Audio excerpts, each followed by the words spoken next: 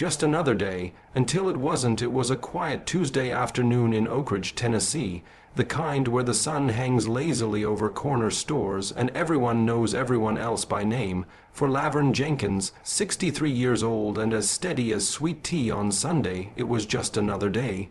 A quick run to the market, a short list of groceries, nothing unusual, nothing urgent. She wasn't thinking about politics or power. She wasn't thinking about race or rights. She was thinking about whether the peaches would be ripe and whether the milk was on sale. The world, for just a little while, felt simple again, but sometimes the world doesn't ask permission before it changes your day. Sometimes the storm doesn't give you time to close the door, and what started as a peaceful errand in a sleepy southern town would soon become a national headline. This is the story of what happened next, and how a mother's calm, a daughter's title, and a single phone call shook the silence. Laverne Jenkins visits a grocery store for a routine errand. The morning air in Oak Ridge, Tennessee, was warm and thick with summer, humming with the quiet rhythm of a small town going about its business. Church bells had rung an hour ago, and most folks were now busy in their yards or sipping sweet tea on their porches. For Laverne Jenkins, it was a perfect day for a quick errand. She slid into her 12-year-old silver Buick, her purse tucked neatly at her side, and pulled out of her driveway with the ease of someone who had lived in this town her entire life. A retired librarian, 63 years young and proud of every wrinkle she wore, Laverne was known for her kindness, her cornbread, and the little humming tune she sang when she walked. The grocery list was short: milk, eggs, and a few peaches if they looked good. Nothing more. She wasn't planning to be out long. It was the kind of trip she'd taken 100 times in the same store on the same quiet street. As she parked her car in the lot of the Oak Ridge Food Market, she didn't notice anything unusual. The lot was half full, a few carts scattered, and the sun cast long shadows from the rooftop. She smiled and greeted the cashier inside, choosing her items carefully, humming that same soft tune. It was, by all accounts, a normal moment. But that was before the patrol car rolled in behind her. 2 local police officers confront her outside the store. Laverne had just stepped out of the sliding doors, brown paper bags in hand, when she spotted it. A black and white cruiser parked a few spots down, engine running, 2 officers inside. At first, she thought nothing of it. Small town police often patrolled the area. She gave a polite nod and kept walking, but something about their eyes made her pause. They weren't just glancing, they were watching. Staring like a cat watches a bird, their expressions unreadable, cold, curious, expecting something. She opened her car door, placing the bags gently on the passenger seat. Then came the voice. "Ma'am," said one of the officers, stepping out. "We need to speak with you." Laverne turned slowly. "Is something the matter, officer? You match the description of someone involved in suspicious activity," the other said, his tone already heavy with suspicion, one hand resting near his hip. "Suspicious activity," she repeated, confused. "I was just buying milk." "Do you mind stepping away from the vehicle?" the first officer said. "We'll need to ask you a few questions and see some ID."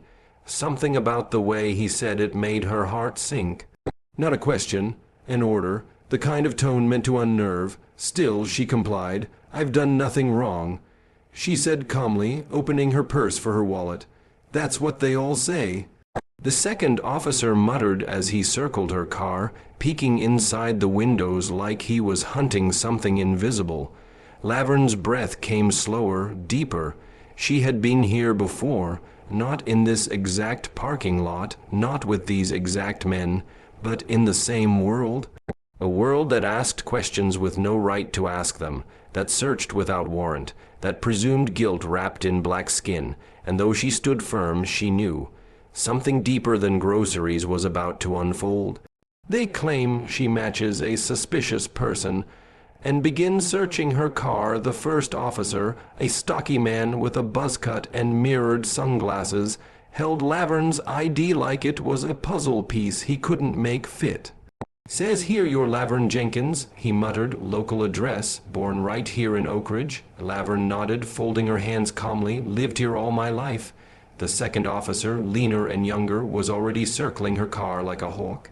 We got a report about a woman loitering near homes in this area, middle-aged, African-American, acting suspicious. You match the description."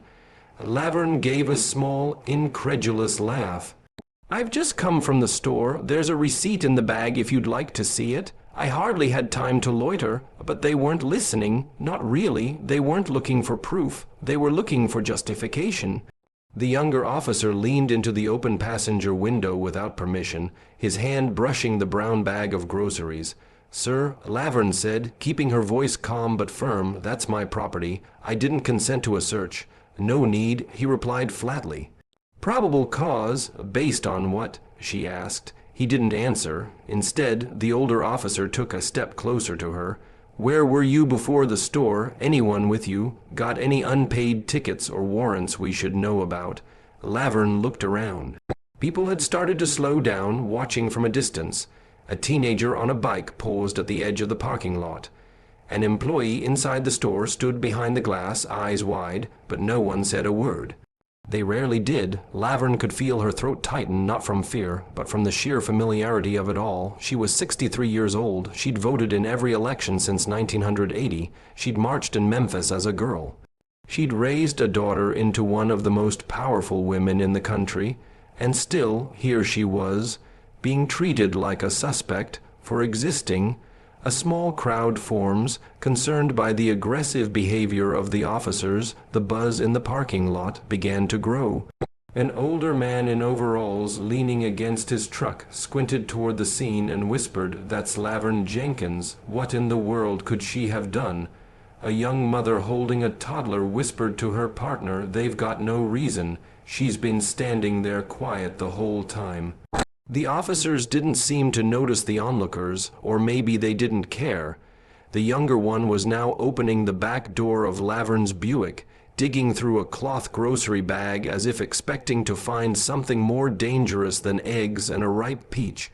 Laverne stood still, chin high, her hands visible. "Officer," she said again, voice steady but with a firmer edge, "I'm asking you to stop. I've complied. You're searching without cause, and you're violating my rights. You want to be detained." The older one snapped. "Because you're heading that way quick." Gasps rippled through the growing circle of onlookers. One woman raised her phone and began filming, capturing the scene. The open doors, the hands in the car, the stern officers, the woman in the cardigan standing like a pillar in the storm. Still, Laverne didn't shout, didn't run, didn't cry. She simply reached into her purse and pulled out her phone. "If you insist on this path," she said coolly, "then I'd like to make one phone call." The officers hesitated, exchanging glances. They hadn't expected that, not from her, not from someone so composed. The older one shrugged. "Fine, make it quick." And as Laverne scrolled through her contacts and tapped a name labeled "Baby Girl," the tide of the moment began to shift. Not with sirens, not with shouting, but with the calm confidence of a woman who knew exactly who she was, and exactly who was about to answer. Laverne remains calm and requests to make a phone call. The officers stood like statues as Laverne Jenkins pressed the screen of her phone with deliberate ease. Her fingers didn't tremble, her breath was steady. It wasn't the first time she'd felt a cold spotlight shine down on her for no reason but her skin, but this time would end differently. As the phone rang, she didn't move from where she stood. She just raised her chin and let the midday sun catch her silver curls like a quiet crown. The older officer muttered under his breath, "This ain't necessary." Laverne heard him but didn't respond. The ring clicked, and then a voice, calm, powerful, direct, answered, "This is Camille Jenkins, U.S. Attorney General. Who is this?" For just a heartbeat, the parking lot seemed to hold its breath. Laverne smiled slightly. "Hi, baby," she said warmly. "It's Mama." The officers exchanged glances. The younger one suddenly stopped his search and straightened up, tension creeping into his face. The moment felt different now. Denser, like the temperature had shifted and they were standing in the wrong place at the wrong time. "I'm outside Oakridge Market," Laverne continued on the phone. "Couple of officers pulled me over in the parking lot. No explanation. They've opened my car, gone through my groceries, and seem ready to escalate things." Pause. "No, they haven't found anything." Another pause. Yes, I'm safe for now. She looked up and met the officer's eyes. Would you like to speak with them? That's when the older cop, who moments earlier had looked like he owned the lots, suddenly stepped back. Wait, who did you say that was? Laverne offered him the phone. My daughter, the United States Attorney General. His face turned pale. She calls her daughter. U.S. Attorney General Camille Jenkins. The younger officer looked stunned, blinking like he'd just been slapped by reality. He stared at the phone in Laverne's hand as if it were glowing. The older one hesitated, but under the weight of the watching crowd, the growing sea of cell phone cameras, and Laverne's unblinking gaze, he took the phone. Hello, he stammered. The silence from the other end lasted just long enough to feel terrifying. Then Camille Jenkins' voice came through, sharp and measured. Please state your name and badge number now. The officer swallowed hard. Officer, Brett Mallory, badge 572. Good. Officer Mallory, are you currently detaining or harassing a woman named Laverne Jenkins without a warrant, probable cause, or justifiable suspicion? I wouldn't say harassing. Are you aware that you are on camera in public, performing an illegal search of a private citizen's vehicle?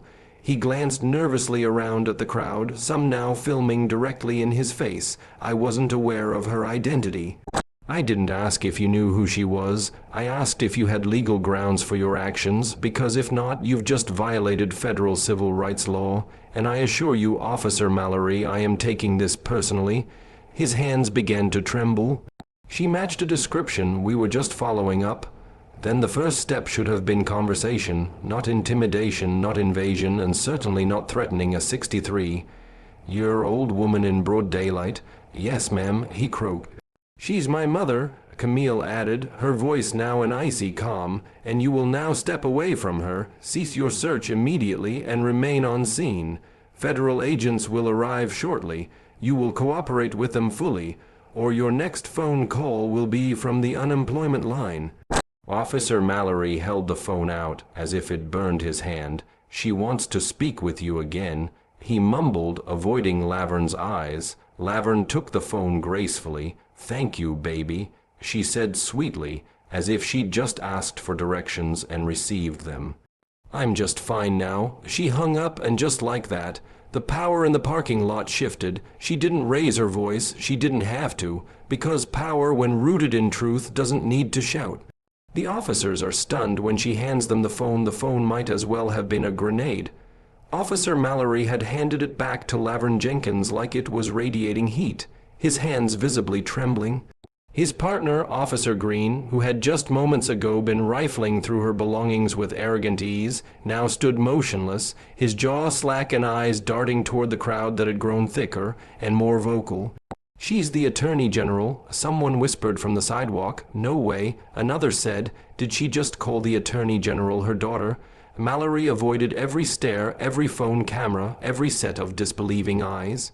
Laverne, meanwhile, stood in the same spot she had from the beginning, calm, unflinching, dignified. The only difference now was the silence around her. That fragile illusion of power the officers had carried when they approached had collapsed under the weight of a single call. The air was no longer theirs. It belonged to her. Officer Green finally stepped forward, forcing a nervous grin. Ma'am, MS Jenkins, we're just out here doing our job, you know. We had no idea you were related to. Laverne cut him off with a look. Not rude, not aggressive, just certain. You didn't need to know who I was, she said. You only needed to know what was right. It was the kind of sentence that hit harder than shouting ever could. The officers backed away from her car, trying to smooth the situation with clumsy excuses and disjointed apologies, but it was far too late. Their authority, once assumed, had been checked, not by a weapon, not by force, but by truth and lineage. And now, with federal eyes on them and dozens of phones recording their every twitch, the only thing left was accountability. Keynote 8. Federal agents arrived shortly after to investigate the incident just as the last apology stuttered into silence. Two unmarked black SUVs turned into the parking lot with the kind of grace and force that only government vehicles could manage. Their arrival wasn't loud. but it was unmistakably final. The doors opened. Two men in dark suits and sunglasses stepped out first, flashing credentials before anyone could ask. Then came a woman, all sharply dressed and walking with a sense of unshakable authority. She moved toward Laverne with precision and reverence, like a soldier approaching a commanding officer. "Ms. Jenkins," the woman said, her voice respectful, "we're here at the Attorney General's request." Laverne nodded, finally letting herself exhale. "Thank you for coming." The agents turned to the officers, who now looked a full shade paler. One tried to speak. "Before you say anything," the lead agent said, holding up a hand, "you are being placed under immediate review for unlawful search and potential civil rights violations under Title 42, Section 1983. Camera shutters clicked. Phones recorded. And Officer Mallory, still clutching Laverne's ID, slowly handed it back like he was returning a relic from a shrine. The agents asked Laverne if she'd like to press formal charges. She looked out at the crowd. At the teenagers filming, at the mother with a child on her hip, at the people who had watched it all unfold and said nothing until power arrived with a badge that outranked the ones on the scene. "I'll speak to my daughter first," she said. "But I want it on record, this wasn't just about me. This happens every day to people who don't have an attorney general on speed dial." The agents nodded. The officers were separated, questioned, and quietly ushered away. And as Laverne stood beside her car once more, grocery bags still resting in the passenger seat, the world felt different. Not because the system had been defeated, but because it had finally been reminded who it was meant to protect. The officers are questioned and suspended pending review. The agents didn't raise their voices. They didn't cuff the officers or push them into the black SUV. No need. Their presence alone was a reckoning. Officer Mallory and Officer Green were separated and interviewed on the spot. One near the rear of the parking lot, the other under the overhang of the grocery store entrance. They spoke in hushed, rushed tones, eyes darting toward Laverne and the lingering crowd, now fully aware that they had picked the wrong person on the wrong day. Bodycam footage was downloaded, phone videos collected. One agent interviewed witnesses, and another spoke to the grocery store manager, who handed over surveillance tapes without hesitation. By sundown, the department had released a formal statement. The officers involved in the incident at Oak Ridge Food Market have been placed on administrative leave pending a full investigation. The phrase rang hollow for those who knew the truth behind those 6 words. It wasn't just about a routine check gone wrong. It was about years, generations of unchecked suspicion, of dignity violated in parking lots, side streets, and front porches.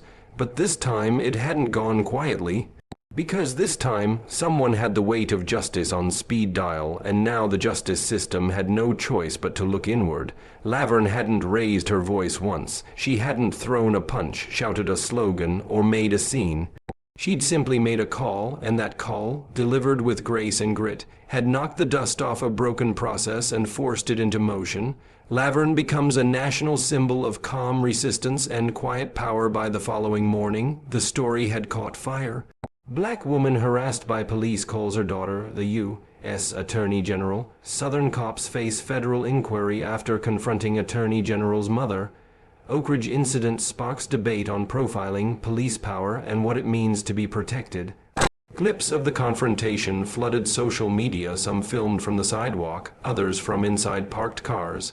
Millions watched the quiet, commanding image of Laverne Jenkins standing with her head high, phone in hand, refusing to shrink.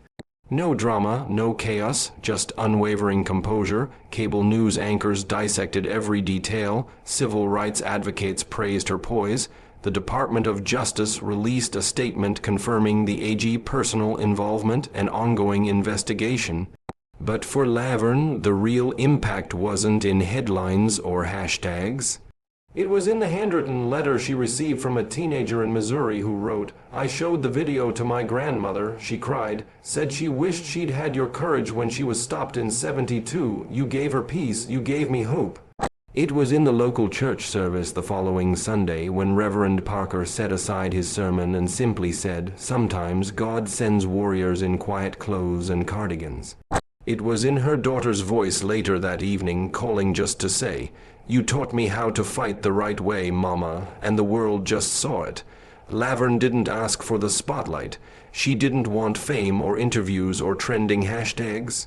All she wanted was her peace, her groceries, and the right to exist freely. But sometimes the simplest acts of resistance leave the loudest echo, and in that small town parking lot, a black woman with a cardigan and a calm voice reminded the nation of something vital. Power isn't always loud. Courage isn't always violent, and justice. Sometimes it begins with a mother, and a phone call, a quiet power, a lasting echo the officers left. The agents wrote their reports, and the story, now viral, had already begun to make its way into dinner conversations, courtrooms, and classrooms across the country. But Laverne Jenkins, she returned home the same way she had left, with groceries, with grace, and with her head held high. She didn't walk away angry. She didn't walk away rattled. She walked away confirmed in the strength of her voice, in the power of legacy, and in the quiet armor she had built over a lifetime of dignity, challenged and reclaimed. As she put the milk in the fridge and washed the peaches in her sink, she hummed that soft, familiar tune, the same one she had hummed walking into the store, full circle, unbroken, because in the end this story wasn't about confrontation. It was about composure. It wasn't about power used violently, but power spoken, measured, and unshakable. And just like that, her ordinary day became a reminder to the nation. Even the quietest woman in town can make the world stop. With one phone call.